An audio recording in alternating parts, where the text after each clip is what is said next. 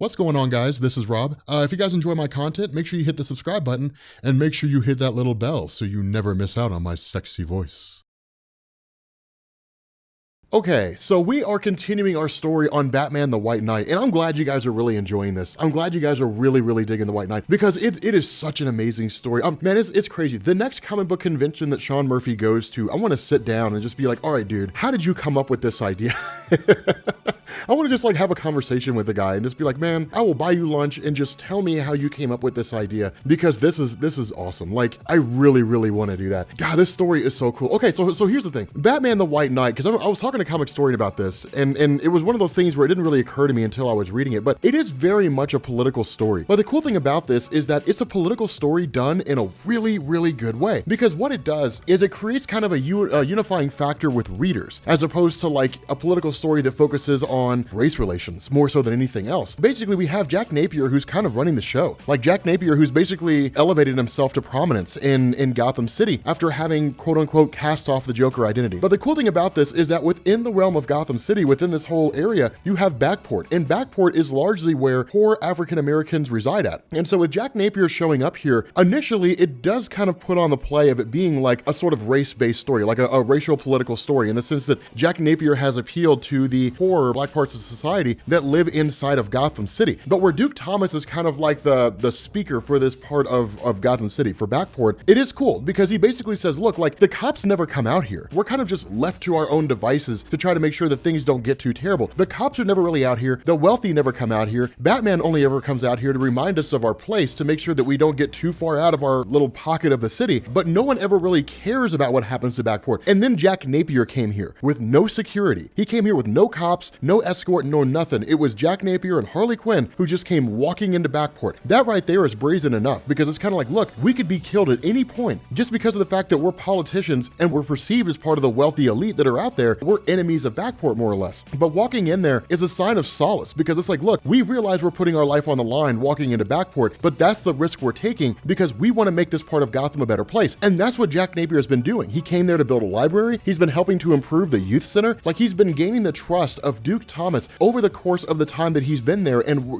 been working within Backport. And because he's gained the trust of Duke Thomas and everyone in Backport trusts Duke, it means now they trust Jack Napier. Jack Napier in turn basically uses this moment to announce his candidacy as a councilman in Gotham City. And this is where Sean Murphy initially kind of delves into the idea of like racial issues, and then immediately jumps to the bigger picture and says, okay, now it's a social class issue. Because throughout the story, the entire time, we've learned about things like the Batman Fund, the sense that you have Batman who goes into a part of town, things get destroyed, the value of that property plummets, the wealthy buy it, the government uses the Batman, destruction fund or whatever it is to rebuild that area, and then the wealthy sell it for top dollar. They basically profit off of Batman's actions and the criminal element of Gotham City. When you have Jack Napier who steps in and who in turn says, like, this issue stretches all across the city of Gotham, suddenly it's not a racial thing anymore, because poverty is race neutral. And if you're Jack Napier and you can walk into the city of Gotham, if you can turn over a new leaf and then say, I want to fix the city of Gotham, and I want to do it by getting rid of all the corruption, by making Gotham a better place, by starting with the poor and making your lives better, you've just won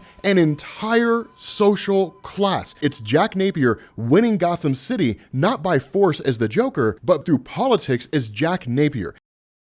So from here, you basically have him like leading a march. And that's when all this really kind of begins to take off. And it really hits home with the idea that like Jack Napier is really going to do this. He starts having people march in different directions. The cops are going to respond. And then Batman intervenes and keeps things from getting out of control. But Batman is already viewed in a sour perspective by the city of Backport. So for everyone watching this, for everyone out there, for everybody in Backport who's watching this event unfold, everybody who's watching from TV, what they see is this. Backport is a city that has been historically oppressed within the realm of Gotham. Poor black Americans live there. Batman is routinely sent there to keep them in check. The wealthy and the powerful profiteer off the struggle of people in Backport. And then as soon as you have a person who crops up and says, let's make this part of the city a better place, Batman comes swooping in. That's how people see it. They basically see it as like this system working against the people of Backport, and they don't care what politician runs for them. And recognizing what's going on here, Jack Napier tells everyone to stand down. Says, no, everybody stand down, everybody chill, relax, calm down, I'll go willingly. Suddenly, he's the good guy. He's the guy who saved Backport, and that's exactly what happens. It picks up with Gotham Insider, and they basically say, like, we thought there was going to be another riot in Backport, but Jack Napier swoops in and saves the day. Win the press, win social media, win the people in the city, and who cares what the wealthy and the powerful want to do? Because they're powerless in the face of millions of people who don't want them there and could just drag them into the streets and shoot them if they wanted to. So again, it's cool. It's such a twist on the character of the Joker. Now from here, we pick up with Jack Napier meeting with Commissioner Gordon. Now remember, Commissioner Gordon has been the one cop who's been on the fence. He's been the man on the wall in the Gotham Police Department. Not in the sense that he's like the only guy out there keeping things afloat, but in the sense that like he's the one who's not really sure what direction to go in. Because remember, Commissioner Gordon has always basically been a good guy. He's done some questionable things, but he's usually always been a good guy. He was the guy who said, look, we don't necessarily like the idea of a vigilante in Gotham, but we do realize that we need Batman because he's willing to do things that we as cops can't do. But Commissioner Gordon has always been on the fence about Batman, and he's always been on the fence about his role as a police commissioner and the corruption in Gotham City. And Jack Napier plays on that. But him showing up and talking about the Batman Devastation Fund and things like that, he says, look, I want to use this. Commissioner Gordon's initial response is, yeah, but like you literally use that as a talking point against us to reveal to Backport the fact that the wealthy and the powerful were profiteering off Backport whenever, you know, crime took place and the value of parts of the city plummeted. Like, you've used this as a weapon against us, and now you want to use it for yourself. But Jack Napier's response is, but it's not selfishness. I'm not using it as like a slush fund to just kind of pay you guys off. The point of the Batman Devastation Fund is to remodel it and rework it into something called the Gotham Terror Oppression Unit. Basically, what this is designed to do is to take the vigilante element of Batman, Batgirl, and Nightwing, bring them together and unify them alongside the best cops. On the surface, if we see like Gotham Terrorism Oppression Unit, my initial thought is Jack Napier creating a secret police. But the way that he introduces this is, it's not like that. It's basically taking the vigilante element of Gotham, and instead of having it operate without any accountability and no oversight like Batman, Batgirl, and Nightwing do, to pair them up with cops to make sure there is oversight and there's checks and balances. The good cops will keep the vigilantes in check, and the unit as a whole will be able to reach into parts of Gotham cities the cops can't normally access and bring various criminals to justice. It's an exceedingly great idea. The argument that Jack Napier makes here is, look, you say you need Batman, and that's fine, but what you actually need are Batman's resources. If the resources of Batman were available to you as the Gotham Police Department, can you honestly say you would not be better equipped to face off against the super criminals that exist inside this city? And so from here, what we do is we pick up with the whole idea of Lady Joker, or Joker, or I'm sorry, Neo Joker, if that's what you want to call it. But remember, in the last video, what we ended up finding out is that where Joker was using the mind control device of the Mad Hatter to control the various criminals in Gotham City in order to basically set up a ruse so that he could infiltrate the offices of Mayor Hill and then learn about the Batman Devastation Fund and so on and so forth, that Lady Joker had essentially co-opted that technology, stolen it, overridden it, and took control away from Jack Napier. And so it means she's now in control of the criminal element of Gotham City in its entirety. And they're just running through and they're ripping everything up in its entirety. Now, the whole idea behind this is that, again, much like the Joker himself, it's a ruse. It's designed for the purpose of allowing her and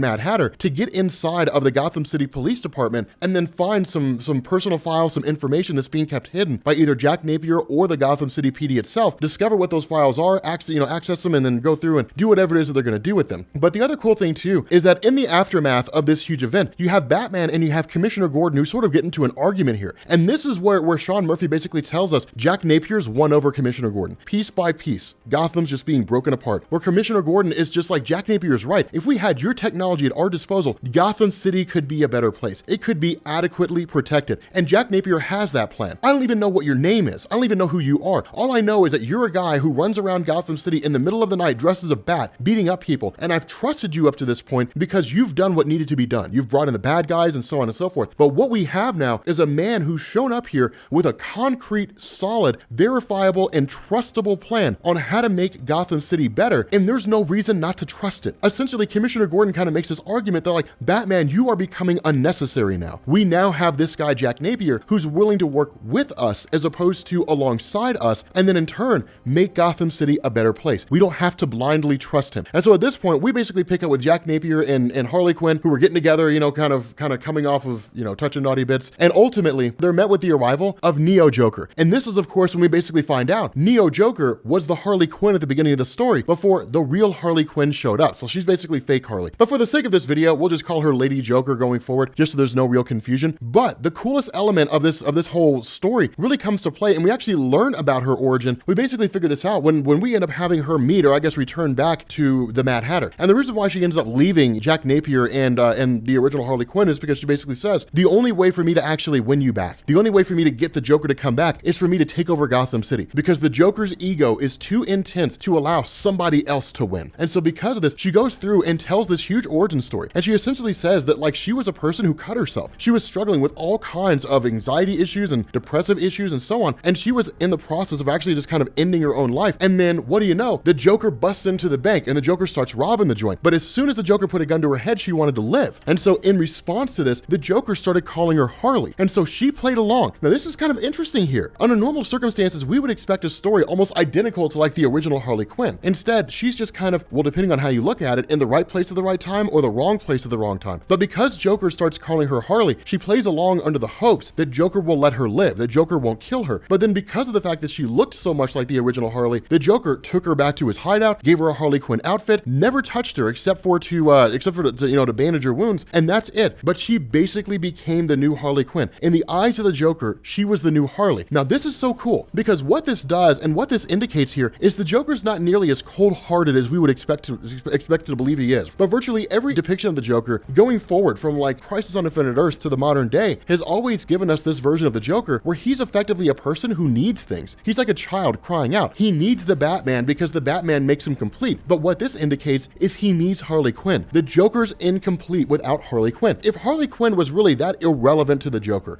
if he really cared that little about her, then there would be no reason for him to replace her. But the fact that the Joker goes through all these steps to make this chick the new Harley Quinn indicates that even if it's only on a subconscious level, he's created a new Harley. And that's why this works, because this girl, Marion Drews, she fell in love with him. The Joker completed her, gave her a reason to live, because she's in such a place where she needs to belong. And because the Joker's in such a place where he needs a Harley Quinn, the two fall in love. It's wild. But picking back up with Jack Napier and them, what we end up having is Jack Napier and Commissioner Gordon, along with maybe a couple other cops, who basically put on the bat signal. Batman doesn't actually show up. Instead, who shows up is Nightwing and Barbara Gordon, Batgirl. And this is when Commissioner Gordon and Jack Napier say, we just want to speak to you two. We don't want to talk to Batman. And so what happens is Jack Napier goes through and spills the beans about the Gotham terrorist outfit and says like, this is what we're shooting for. $3 billion a year is what the Batman Devastation Fund was pulling in. We're reworking it. And in turn, what we're going to do is we're going to start outfitting cars, to start creating our own Batmobiles. And you guys are each going to get one. We want you on board. We want you as a part of this. Now remember, the whole reason why Jack Napier does this is because Barbara Gordon will listen to her father. She'll go along with him. Dick Grayson will go along with her, and Batman will likely go along with the two of them, especially if he feels like he's left out. The cool thing about this is, remember, Batman is very much a wild card in these instances. You can't guarantee Batman will go along with him. And so ultimately what we end up doing is picking up with the data files that Lady Joker and Mad Hatter were sifting through. And what we start to do is find out a handful of things. One of which is that a lot of the files that are going on in the Gotham Police Department have to do with Victor Fries. That Victor Fries was a Nazi, that his father served in the SS. That what's going on here is that despite all those things, the wealthiest and really the most powerful family in Gotham City at the time, the Waynes, Thomas and Martha, were meeting with Victor Fries. And what this indicates is that Batman's own parents had some pretty seedy dealings with some pretty unsavory individuals that existed inside of Gotham City. But with that being said, guys, we're gonna go ahead and bring this video to an end. If you are new here to Comics Explained, make sure you guys hit the sub button to become part of the Rob Corps. If you guys enjoy this video, make sure you drop a like, and yeah,